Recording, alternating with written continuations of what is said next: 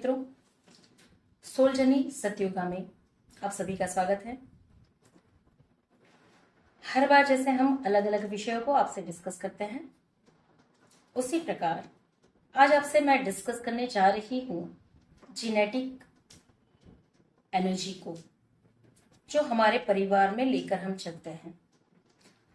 यानी कि अगर देखने जाए तो हम सभी के पेरेंट्स हैं, बायोलॉजिकल मदर एंड फादर, और हमारे पेरेंट्स के भी पेरेंट्स हैं, हमारे grand parents, grand grand parents, grand grand parents. तो जैसे हम हमारे पूर्वजों से सुनते हैं, हमारे दादा दादी से कहानियों में, बातों में सुनते हैं कि हमारे दादा, हमारे परदादा, उनकी ऊपर की जनरेशन, इनके जीवन में ये हुआ था, या इन्होंने ये अनुभव किए थे, या इनकी परिस्थितियां ऐसी थी, या इनकी ये सफरिंग्स थी। कहानी और किस्सों में हम उनसे सुनते हैं। लेकिन ये हमारे पूर्वजों की जो एनर्जी है, उनके जो लाइफ के एक्सपीरियंसेस हैं, वो हमारे जीवन में किस प्रकार से हम कैरी फॉरवर्ड करते हैं, हम उसे अनुभव करते हैं, और कई बार उनकी सफरिंग भी हम आगे लेकर चलते हैं। तो जैसे हम देखने जाएं कि हमारी जो करंट जनरेशन है, हमारी जो पीढ़ी जहाँ पे हम हैं, हमारे भाई बहन हैं, और हमारे बाद हमारे बच्चे हैं, तो ये जो करंट जनरेशन है, यानी कि आपकी जनरेशन, आपके साथ आपके भाई बहन, और आपकी अगर अगली जनरेशन हो तो वो यानी कि आपके बच्चे, तो अगर आपके बच्चे हैं तो वह आपकी फर्स्ट यंगर जनरेशन हो गई, और आपसे अगर आप देखें तो आपकी पहली जनरेशन हो गई, आपके बाद की एक जनरेशन, और आपके ऊपर की 7 जनरेशन। एनर्जी को इस प्रकार से देखते हैं हम। तो आपके जीवन में अगर कोई तकलीफ, कोई परिस्थिति या कोई ब्लॉकेजेस हैं, तो अननोइंगली बाय डिफॉल्ट आप अपने बच्चों को भी देंगे, और जो आपके बच्चों ने आपसे अनुभव किए हैं, वह बाय डिफॉल्ट अननोइंगली वो अपनी अगली जनरेशन को देंगे। यानी कि ये जनरेशन टू जनरेशन, ये ब्लॉकेजेस, ये सिचुएशंस कैरी फॉरवर्ड होती रहती है। यह तब तक होती है जब कोई कॉन्शियसली इन पैटर्न्स को, ब्लॉक को क्लियर ना करें। यानी कि अगर इसको एग्जाम्पल से समझें तो आप अपने जीवन में किसी प्रकार के अब्यूज को कैरी कर रहे हैं, या फादर अपने जीवन में फाइनेंशियल ब्लॉकेजेस को फील कर रहे हैं, तो बाय डिफॉल्ट आपके बच्चे फाइनेंशियल क्राइसिस या अब्यूज फील करेंगे। अगर फादर और मदर किसी प्रकार के गिल्ट को कैरी कर रहे हैं, तो उनकी नेक्स्ट जनरेशन यानी कि उनके बच्चे बाय डिफॉल्ट गिल्ट को कैरी करेंगे।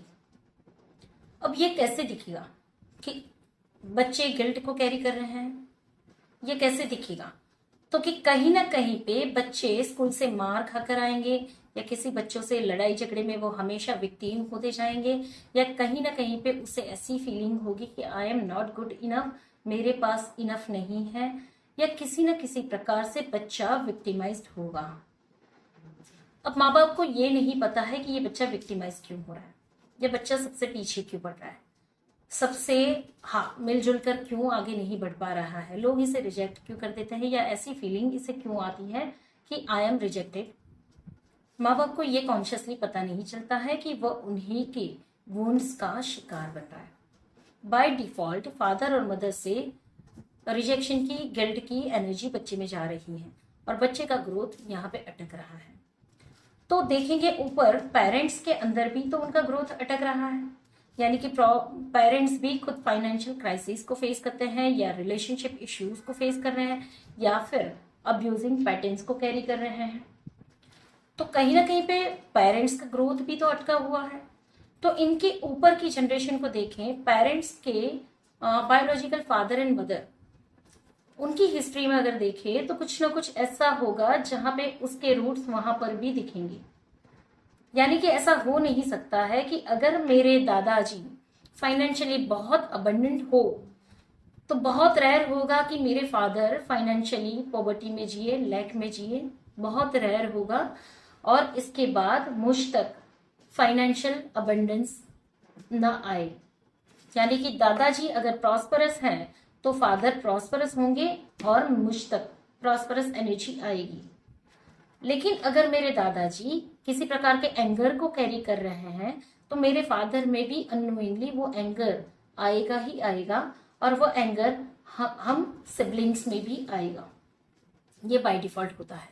परिवार में अगर एंसेस्टर्स में, हमारी तीसरी चौथी पीढ़ी में अगर कुछ प्रॉपर्टी के इश्यूज हों तो बाय डिफॉल्ट उनकी next generation, next to next generation में ये उतरते हैं। स्वरूप इतने स्पष्ट नहीं होते हैं, स्वरूप इतने क्लियर नहीं होते हैं कि जैसा देखे कि प्रॉपर्टी के लिए जब दादा और उनके भाई लड़ रहे हैं तो यहाँ पे आपकी करंट जनरेशन में आप अपने भाइयों के साथ प्रॉपर्टी के लिए लड़ेंगे। स्वरूप इतने स्पष्ट नहीं होंगे, कुछ अलग प्रकार से होंगे, लेकिन फिर भी आपका ध्यान बार बार पीछे अनरिजॉल्व इश्यूज पे खींचा जाएगा कि यहाँ पे आप किसी न किसी प्रकार के चीटिंग को एक्सपीरियंस कर रहे हैं, कोई आपको बेवकूफ बना के आपकी प्रॉपर्टी को हड़प कर ले रहा है, या किसी न किसी प्रकार से आप मनी लॉस करते हैं।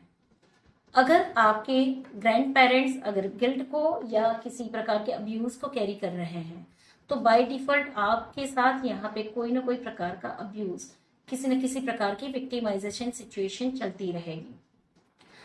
तो ये जेनेटिक डिसऑर्डर्स हैं। हमारे परिवार में जितने भी हिडन क्राइम्स हैं, हिडन एनर्जीज हैं, कुछ सीक्रेट्स हैं, या अबॉर्शंस हैं, मिसकैरेजेस हैं, या किसी प्रकार की एक्सीडेंटल अर्ली डेथ है, किसी प्रकार के डिसीज हैं, या और भी ऐसी बहुत सी चीजें हैं जो बरीड हैं, जो दिखाई नहीं देती हैं, जो ऊपर सुपरफिशियल लेवल पे किसी को नहीं पता है कि एग्जैक्टली क्या हुआ था, एग्जैक्टली क्या हुआ है। किसी की प्लेसमेंट चेंज हो जाना, यानी कि एडॉप्शन। अगर एक परिवार में 4 बच्चे हैं तो एक बच्चे को किसी को दे दिया, यानी किसी और ने एडॉप्ट कर लिया। एक परिवार में 4 से 5 बच्चे हैं, माँ बाप कैपेबल नहीं है, तो एक बच्चे को उनके नाना नानी को सौंप दिया ताकि नाना नानी उनको बड़ा कर पाए। ये बच्चे की प्लेसमेंट चेंज हो गई। इनके जो बायोलॉजिकल पेरेंट्स हैं ये इनके ओरिजिनल पेरेंट्स हैं, लेकिन बच्चा बॉर्न एंड ब्रॉट अप उनका जो हो रहा है वो नाना नानी के पास हो रहा है, तो बच्चे की प्लेसमेंट चेंज हो जाती है। अब जब एक सीड जमीन से निकलता है तो एक प्लांट बनता है और वह जमीन में अपनी जड़ें गाड़ता है, तब जाके उसका थल बड़ा होता है और वह स्ट्रांगली वह पेड़ खड़ा होता है, यानी कि उग जाता है। अब वो फल देने की शुरुआत करता है। लेकिन आप सोचेंगे एक बच्चा पैदा हुआ, उसकी जमीन है उसके माँ बाप, अब वो अपने माँ बाप के साथ ग्रो करेगा, उसे वो जमीन मिलेगी, वह अपने रूट्स को जमीन में गाड़ेगा, वो बड़ा होगा और अपनी लाइफ को जनरेट करना शुरू करे, फ्रूट्स देना शुरू करे, तो वो किस प्रकार से दे पाएगा।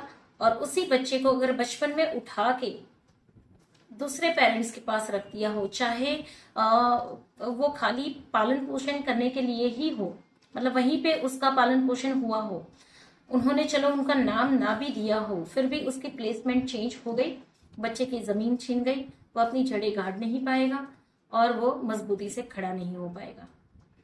इसी प्रकार से अबॉर्शंस जो होते हैं वो वन काइंड ऑफ मर्डर होते हैं। ये मर्डर होते हैं, ये बच्चे एंगर को कैरी करते हैं।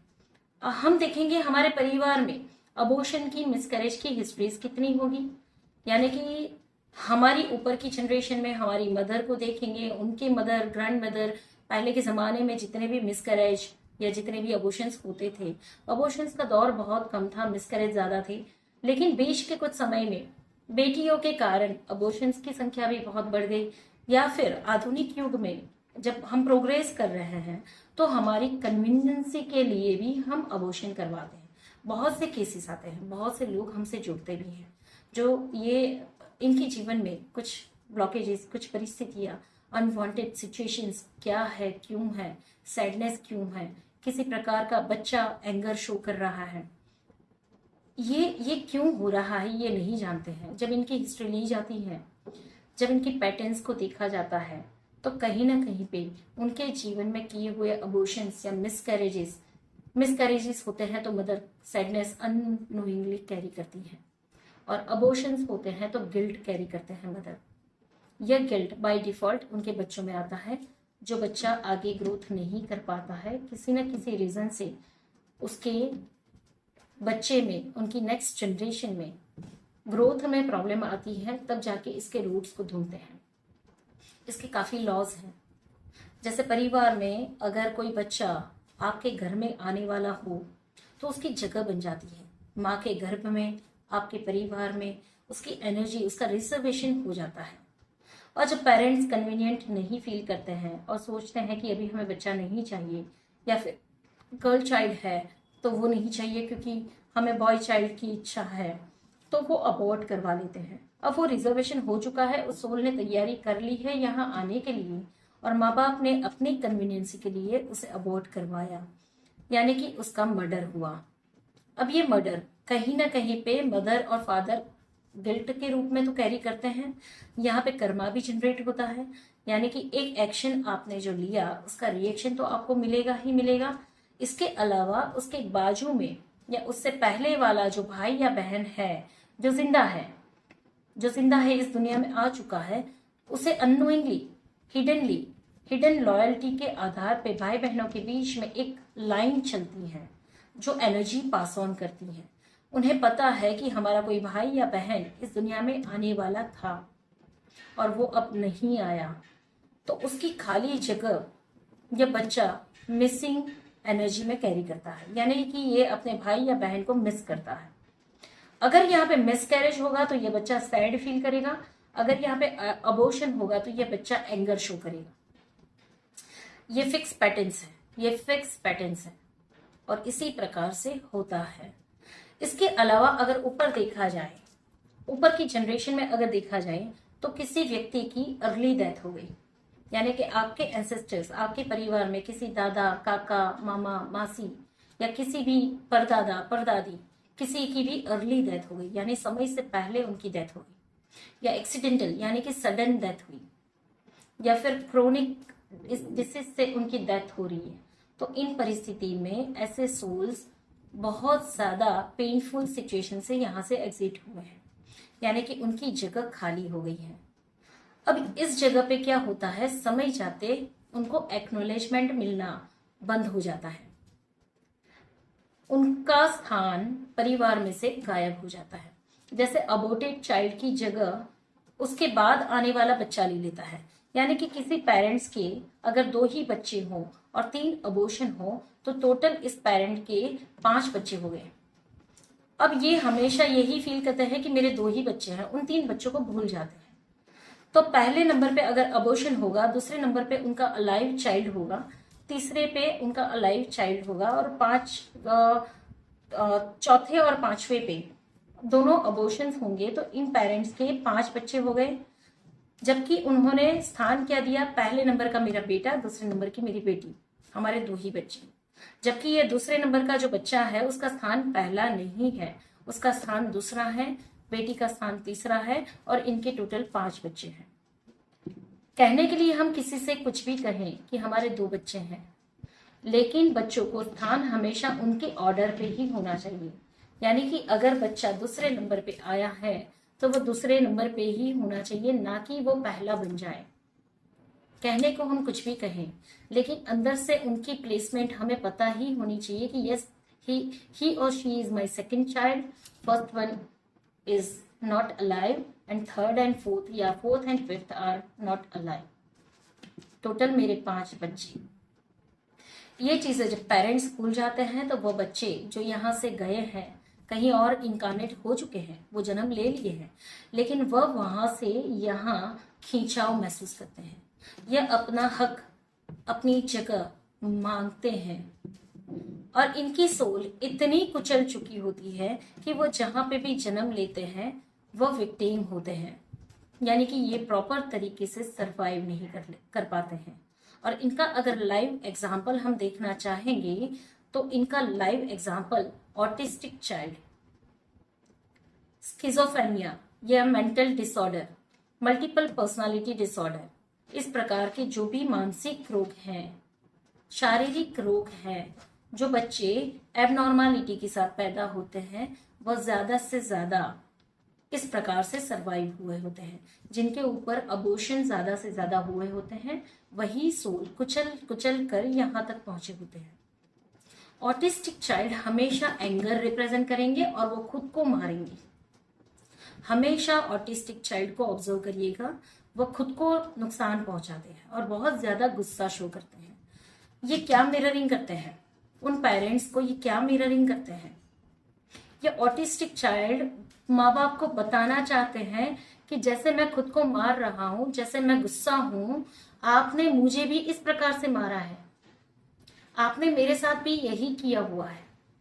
वो खुद को हर्ट करता है, वो खुद को मारता है। ये रिप्रेजेंट करता है साइकोलॉजिकली, वो बोलना चाहता है लेकिन उसके पास वर्ड्स नहीं है। वो गुस्सा शो करता है कि मैं आपसे बहुत नाराज हूं। और जब ऐसी पैटर्न्स को हमने हील करते होते हुए देखा है, बच्चों में ड्राफ्टिक चेंज, मिरेक्युलस चेंजेस आते हुए भी देखे हैं। यानी ऐसे बच्चे बहुत शांत हो जाते हैं। कंप्लीटली क्योर तो नहीं हो पाते हैं, बहुत समय लगता है शायद इनको क्योर होने में भी, लेकिन उनका एंगर और सेल्फ किलिंग वाली पैटर्न यहाँ पे इनको एक्नॉलेजमेंट मिलने से ही बंद हो जाती है। ऐसे बहुत से एविडेंसेस हैं, बहुत सी चीजें हैं कि आप किसी प्रकार की यहाँ पे डिसीज को कैरी कर रहे हैं। अब वो डिसीज क्या बता रहा है? वो डिसीज आपको क्या बता रहा है? कोई एक अब्यूजिव पैटर्न या ऑब्सेसिव पैटर्न आप कैरी कर रहे हैं। यह पैटर्न भी कहीं ना कहीं पे आपका कोई जेनेटिक डिसऑर्डर है। यानी कि कहाँ से आपके ग्रैंड पेरेंट्स या आपके ग्रैंड पेरेंट्स या आपके किसी पूर्वजों ने किसी चीज को अनुभव किया होगा, अननोइंगली वो आपकी परिवार में, आपकी पैटर्न में वो कैरी फॉरवर्ड हो रहा है, ब्लड लाइन में वो कैरी फॉरवर्ड हो रहा है, आपके डीएनए में वो कंटिन्यूस आगे से आगे चल रहा है। जब आप जेनेटिक हीलिंग के सब्जेक्ट में आगे बढ़ेंगे तो हमने आउट ऑफ जजमेंट और आउट ऑफ लव दो तरीके से इनके साथ टाइज करी होती है। एक तो आउट ऑफ लव, हम हमारे पेरेंट्स की और हर एक प्रकार की एनर्जी को कैरी कर लेते हैं, यानी कि उनकी डिसीज को भी कैरी कर लेते हैं, उनकी नेगेटिव सिचुएशंस को भी कैरी कर लेते हैं, उनकी सैडनेस को भी कैरी करते हैं और उनके क्राइम को भी हम अननोइंगली गिल्ट की फॉर्म में कैरी कर लेते हैं। ये होता है आउट ऑफ लव। ये आउट ऑफ लव कॉन्शियसली नहीं होता है, यह out of love hidden loyalties होती हैं।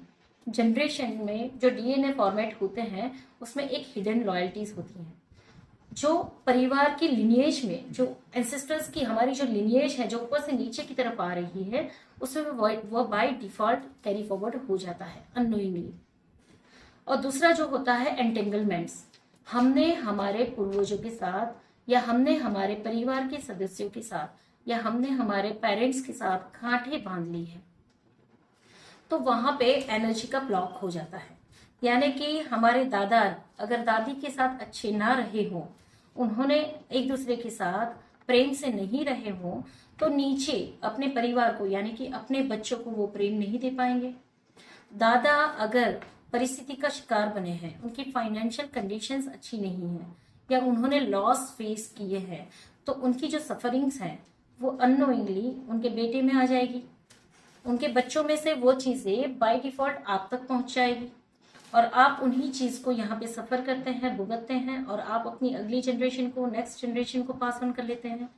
तो ये तब तक चलता रहता है जब आप सर पकड़ के बैठ नहीं जाते, मतलब बस हो गया, अब ये क्या हो रहा है, ये क्यों हो रहा है, हमें इसके कोई उपाय ढूंढने हैं, ये क्या हो रहा है, क्यों हो रहा है, हम समझ नहीं पा रहे हैं। जब किसी को इस हद तक परेशानी हो जाए तब इसका हल ढूंढना शुरू करते हैं। फिर कुछ ऐसी विधियां करवाते हैं, कुछ एस्ट्रोलॉजी से हम मिलते हैं, कोई प्रकार की कोई पैटर्न्स को हम हील करते हैं, या फिर हम स्पिरिचुअलिटी की तरफ आगे मुड़ते हैं और ढूंढते खोजते हम उसके रूट्स तक पहुंच जाते हैं। तब जाके इन पैटर्न्स को हम ब्रेक कर पाते हैं। तो एक होता है हिडन लॉयल्टी से हम इन चीजों को कैरी करते हैं, और दूसरा होता है उनके लिए जजमेंट्स बनाकर हमने हार्ट को ब्लॉक करके उनके लिए टाई क्रिएट की है, एंटेंगलमेंट्स क्रिएट किए हैं। यानी कि दादा ने दादी के लिए एंटेंगलमेंट्स बनाए, यानी कि उनकी हार्ट एनर्जी अब ब्लॉक हो रखी है, या दादा ने परिस्थिति से सफर करके पैसों के लिए एंटेंगलमेंट्स बना दिए, या फिर प्रॉपर्टी की लड़ाई में अपने दोनों भाइयों के बीच में गांठें पड़ गई, या फिर किसी की अर्ली एक्सीडेंटल डेथ हो गई जहां पे सैडनेस की वजह से उन्होंने हार्ट को बंद कर दिया। अब वहां से हार्ट एनर्जी का फ्लो नीचे की जनरेशन को नहीं मिल रहा है और नीचे की जनरेशन सूखा महसूस करती है।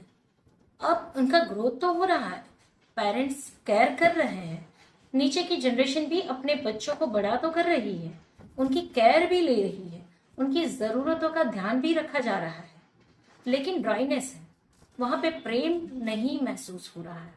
ना कोई प्रेम ले पाता है, ना कोई प्रेम दे पाता है।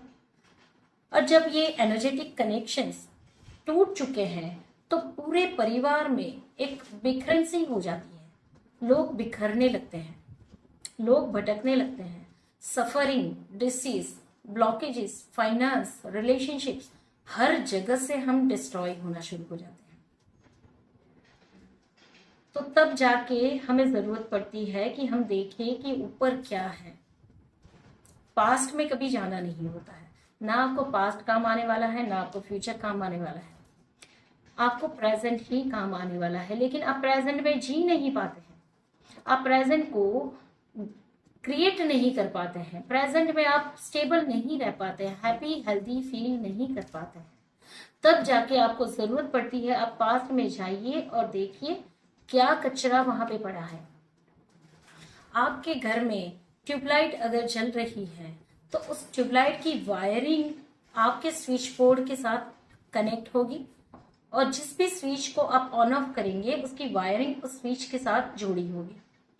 अब आप स्विच ऑन ऑफ करेंगे तो ट्यूबलाइट जलेगी, लेकिन अंदर की वायरिंग अगर लूज हो जाए यानी छोड़ दी जाए, आप कितना भी स्विच ऑन ऑफ करेंगे ट्यूबलाइट नहीं जलेगी। क्यों? तो कि पावर सप्लाई वहां पे बंद हो चुकी है। अब बिना पावर सप्लाई के आपकी ट्यूबलाइट नहीं जलने वाली है। तो कुछ इसी प्रकार से ऊपर के हमारे एंसेस्टर्स से हम तक वो पावर सप्लाई नहीं मिल रही है, यानी कि एंटेंगलमेंट्स, जो कांटे पड़ी है, जो बैर है, जिस प्रकार की कार्मिक टाइज है, या जो जिन्होंने अपने हार्ट को ब्लॉक कर लिए हैं, वो नीचे की जनरेशन को पावर सप्लाई नहीं दे रहे हैं। यानी कि अगर आपको पावर सप्लाई नहीं मिलेगी तो आप अपने बच्चों को वो पावर सप्लाई नहीं दे पाएंगे। ना आपके जीवन में रोशनी होगी, ना आपके बच्चों के जीवन में रोशनी होगी। तो ये एंसेस्ट्रल हीलिंग सब्जेक्ट या ये पैटर्न्स आपको कहाँ पे वो एनर्जी की सप्लाई बंद हुई है वहां पे जाना होता है, वहां पे वो कनेक्शंस को वापस जोड़ना होता है, हार्ट को ओपन करके हार्ट की एनर्जी को आप तक वापस लाना होता है। जब तक वो एनर्जी की सप्लाई जुड़ेगी नहीं, जब तक वो एनर्जी की सप्लाई फिर से शुरू नहीं होगी, आपके जीवन में वो रोशनी नहीं आएगी, ना आप अपनी नेक्स्ट जनरेशन को रोशनी दे पाएंगे। तो यहाँ पे इसके अलावा भी बहुत सारे लॉज हैं, लेकिन इन सब चीजों को, इन सब बातों को यूं समझना या समझाना मुश्किल होता है। इसको इसी प्रकार से देखना पड़े कि जब आप अपने फादर मदर से कनेक्ट हो तो सुपरफिशियली आप देखेंगे कि आप उनसे बहुत प्रेम करते हैं, लेकिन रियल में क्या उनके साथ का आपका वो हार्ट टू हार्ट कनेक्शन है क्या? कभी मेडिटेशन करें तो बैठकर देखें अपने फादर को, अपने मदर को, उनके साथ अपना heart to heart connection check करें। अगर है, हो रहा है तो कितने % हो रहा है, अगर नहीं हो रहा है तो किस वजह से नहीं हो रहा है। 2 ही रीजन हो सकते हैं। एक तो फादर खुद ब्लॉक है जो एनर्जी को ट्रांसैक्शन नहीं कर पाते हैं, और दूसरा आपने उनके लिए जजमेंट बनाए हैं, अगर वो एनर्जी दे रहे हैं तो आप उसको रिसीव नहीं कर पाते हैं। 2 ही कंडीशन में आप एनर्जी ब्लॉक्स को क्रिएट करते हैं और अपने फ्यूचर को इसी प्रकार से वुंडेड बनाते हैं। तो देखिए, अगर फादर ब्लॉक है तो उनसे रिक्वेस्ट करिए, उनको बॉ डाउन करिए और उनसे एनर्जी लीजिए। और अगर आपने जजमेंट्स क्रिएट किए हैं फादर के लिए और आप रिसीव नहीं करते हैं, तो एज अ चाइल्ड फादर कितने भी वुंडेड क्यों ना हो, कितने भी बुरे क्यों ना हो, दे आर बायोलॉजिकल पेरेंट्स। हम उन्हें जज नहीं कर सकते हैं और हमारा फर्ज बनता है कि हम उनसे एनर्जी लें, हम उनसे ब्लेसिंग और लव एनर्जी लें। बाकी के जजमेंट्स हम पेरेंट्स के लिए कभी भी नहीं कर सकते हैं। तो जजमेंट्स को जब रिलीज कर देंगे, हार्ट सेंटर ओपन हो जाएगा और उनकी एनर्जी हम रिसीव कर लेंगे, आराम से वह एनर्जी फ्लो बनना शुरू हो जाता है। तो 2 ही प्रकार से हम एनर्जीज को ब्लॉक करते हैं, एक तो जजमेंट से और दूसरा होता है किसी ना किसी प्रकार का एंटेंगलमेंट्स, यानी कि फादर वुंडेड होना या तो आपके जजमेंट्स क्रिएट होने। अगर फादर स्टबन है, फादर वुंडेड है और वो एनर्जी नहीं दे पाते हैं, तो रिक्वेस्ट करके, ये आपका अधिकार होता है, आपको मेडिटेटिव स्टेट में ही उनको रिक्वेस्ट करके एनर्जी लेनी है, उनकी हार्ट टू हार्ट एनर्जी आपको रिसीव करनी है विदाउट एनी जजमेंट। और अगर वो दे रहे हैं और आप रिसीव नहीं कर पाते हैं, फादर या मदर दोनों में से किसी के साथ भी, तो आपको अपने जजमेंट्स को छोड़ के उनसे लव एनर्जी रिसीव करनी है। ये एक छोटी सी हीलिंग हो गई। इसी प्रकार से आप अपने एंसेस्टर्स के साथ भी जुड़ सकते हैं, आप अपने बच्चों के साथ भी जुड़ सकते हैं। आपका हार्ट सेंटर ओपन करके बच्चों को देना है लव एंड ब्लेसिंग्स। अगर बच्चे रिसीव नहीं करते हैं तो आप अपना लव शो करेंगे एनर्जी लेवल पे, और जब तक वो रिसीव ना करे, उनका हार्ट सेंटर ओपन ना करे, तब तक आप उनको देते रहें। वह ले लेंगे, वह लेंगी और उनका ग्रोथ बनना शुरू हो जाएगा। लेकिन आप महसूस करिएगा अननोइंगली आप अपनी लव और ब्लेसिंग के साथ अपनी चिंताएं, अपने गिल्ट, अपनी जो भी वुंड्स हैं उसको भी आगे कैरी फॉरवर्ड कर देते हैं।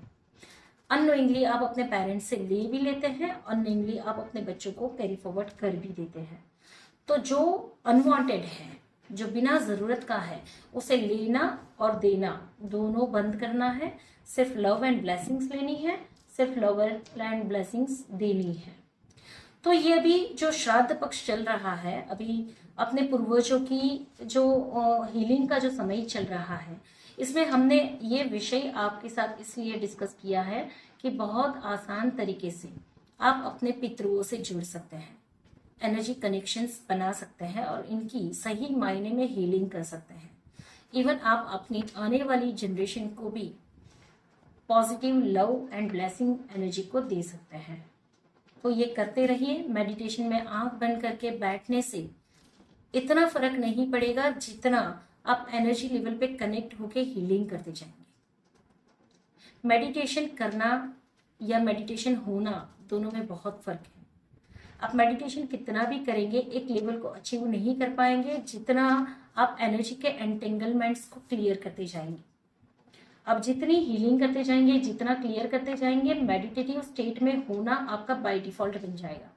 पहले आपको संघर्ष करना पड़ता है कि 20 मिनट आप आंख बंद करके बैठें, लेकिन 20 मिनट का मेडिटेशन आपका बाय डिफॉल्ट होता जाएगा अगर आपने पीछे के खिंचावों को क्लीन कर दिया या पीछे के ब्लॉकेजेस को रिजॉल्व कर दिया, अनरिजॉल्व इश्यूज को रिजॉल्व कर दिया। आपके वर्तमान जीवन में, करंट लाइफ में पीस, हैप्पीनेस, जॉय बनना शुरू हो जाएगा। तो कुछ एक्शंस करेक्ट लीजिए, जो भी करना है करेक्ट एक्शंस लीजिए जिसका रिजल्ट आपको मिल पाए। सो धन्यवाद। मैंने आपसे जेनेटिक डिसऑर्डर्स और जेनेटिक एनर्जी के बारे में डिस्कशन किया है। इसके कोई भी प्रश्न हो कमेंट बॉक्स में लिखिएगा, हो सके उतनी क्लैरिटी देने की आपको कोशिश करेंगे। और अभी का जो पितरों का समय चल रहा है, आप सभी अपने माता पिता और अपने बच्चों के साथ की हीलिंग करें, उनसे एनर्जी के कनेक्शंस को कंटिन्यू करें, लव एनर्जी को और बढ़ाएं और आगे पास ऑन करें। Thank you so much.